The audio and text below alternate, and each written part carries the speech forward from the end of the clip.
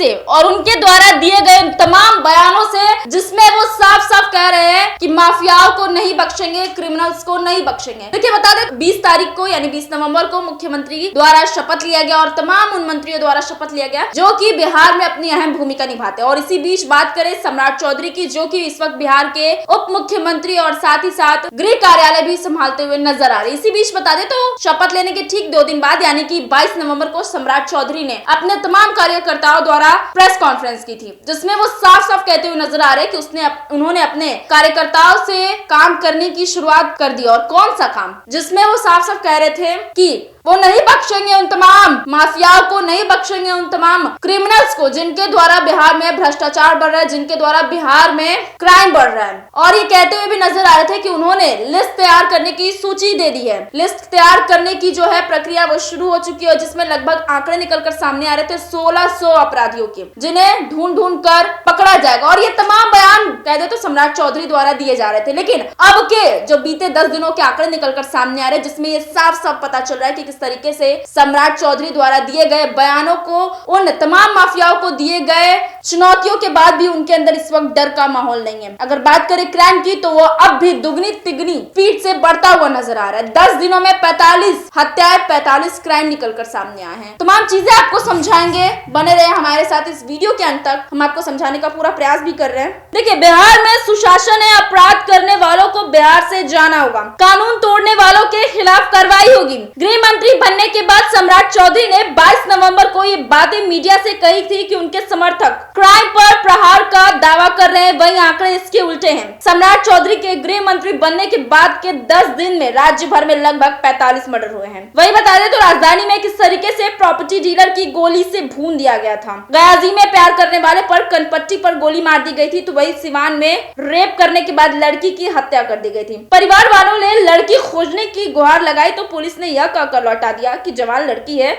घूमने गई होगी, आ जाएगी। देखिए सम्राट चौधरी के गृह मंत्री बनने के बाद यूपी मॉडल की तरह क्राइम खत्म करने की बात कही जा रही थी। बुलडोजर एक्शन चर्चे में है। इस बीच राज्य में हत्या और रेप जैसी जघन्य घटनाएं रुक नहीं रही है। हमने 20 नवंबर से लेकर 29 नवंबर तक बिहार में हुए हत्याओं का मीडिया रिपोर्ट निकाला, जिनमें करीब 45 हत्याएं हुई है, जिसमें से कुछ हीनियस क्राइम है, जैसे कि रेप कर, मर्डर कर, फिर वही बता दे तो सिर कुचल कर मार देना, भाई बहन की हत्या, सिर से धड़ का अलग कर देना। ये तमाम ऐसी खबरें हैं जो लगभग सुनने के बाद दिल दहला दे रहे हैं। बता दें जिस तरीके से सम्राट चौधरी ने इतना बड़ा बयान दिया था, इतना बड़ा दावा और वादा बिहार वासियों से किया था कि वे क्राइम करने वाले उन क्रिमिनल्स को नहीं बख्शेंगे, उन्हें छोड़ेंगे नहीं, उन्हें पकड़कर जरूर हिरासत में लेंगे, सजा मिलेगी। लेकिन इसके बावजूद भी इस बीते 10 दिनों में लगभग 45 ऐसे केसेस आ चुके हैं और इसमें से कुछ केसेस जो है दिल दहला दे रहे हैं। देखिए कई खबरें आपने हमारे चैनल के माध्यम से देखा होगा, जहां पर साफ साफ पता चल रहा है प्रेमी बुलाती है प्रेमिका को तो हाथ पैर पकड़कर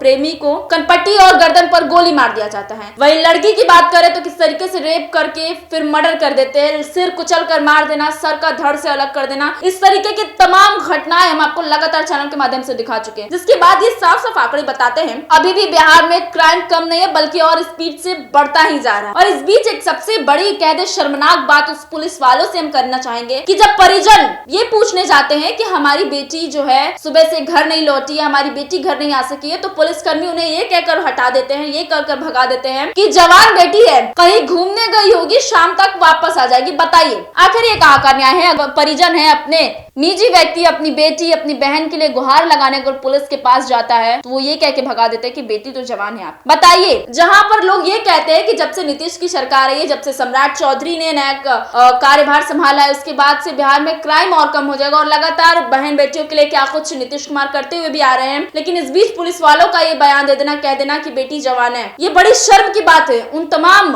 पुलिसकर्मियों के लिए, उन तमाम नेताओं के लिए जो बिहार में बहन बेटियों के लिए सुरक्षा की बात करते हैं, बिहार में बहन बेटियों के लिए उनके मान सम्मान की बात करते हैं। और वही उनके पुलिसकर्मी इस तरीके की शर्मनाक बात कहकर परिजनों को वहां से हटा देते हैं। और उसके बाद जब नतीजे निकलकर सामने आते तो ये पता चलता है कि लड़की की रेप हुई और मर्डर हो गया है। देखिए कहीं ना कहीं अगर पुलिसकर्मी ने उस समय स्थिति को समझने की कोशिश की होती, जांच पड़ताल करने की कोशिश की होती, तो शायद जो बेटी घर से घूमने निकली थी, जो कि पुलिस द्वारा बयान था, वो इस वक्त वास्तव में अपने घर में होती, वास्तव में वो घूम फिर रही होती, वास्तव में इस वक्त वो खुशहाल होती, ना कि उसको इस तरीके का मंजर देखना होता, सहना पड़ता कि रेप हो और फिर मर्डर हो जाए। बहरहाल इस खबर में इतना ही। ये वो आंकड़े हम आपको बता रहे थे जो कि सम्राट चौधरी ने बयान दिया था कि क्रिमिनल्स को पकड़ेंगे, लेकिन 10 दिनों में आंकड़े बता रहे हैं कि 45 मर्डर हो चुका है। नमस्कार, इसी के साथ मैं इस वीडियो को विराम देती हूँ। बने रहे देशवा न्यूज के साथ।